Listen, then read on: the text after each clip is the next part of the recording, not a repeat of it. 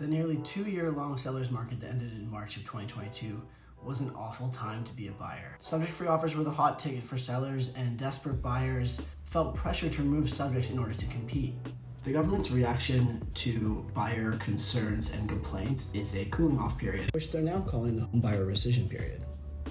The HBRP comes into effect on January 1st, 2023 and is applicable to most real estate transactions here in BC. There are a few exemptions, the most notable being leaseholds and pre-sale or new construction, which is regulated under the Real Estate Development Marketing Act, which already states that buyers have a 7-day rescission period. The Home Buyer Rescission Period Amendment to the Property Law Act states that a buyer can rescind their offer at any point during a 3-day window, which is 3 business days, and it starts the business day after the offer is accepted. Say you had an accepted offer on Thursday afternoon, the window would start on the Friday, and assuming there's no holidays that weekend, the buyer would have until 11:59 on Tuesday evening to rescind that offer. If the buyer chooses to rescind the offer, pull out of the deal, there will be a penalty of 0.25% of the purchase price awarded to the seller.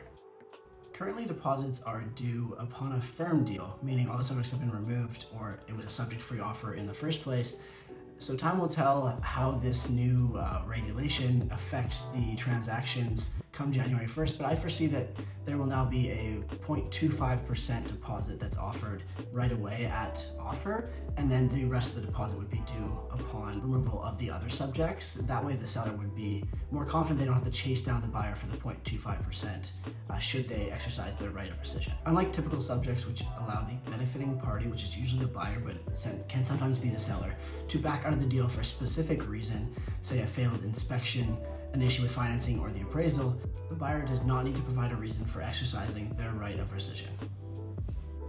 And the buyer can't waive this rescission period, which is the only way that this would work, because if they could waive it, they would waive it in order to compete. And as we sit in this stale winter 2022 market, it may feel like too little too late from the BC government. 'Cause to you, it's just a game.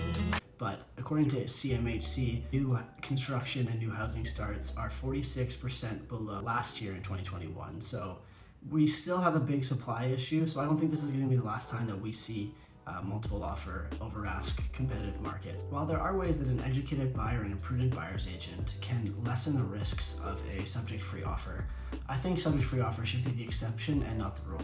Time will tell how effective this regulation is in practice, but I support the government's goal and hope buyers feel more protected moving forward.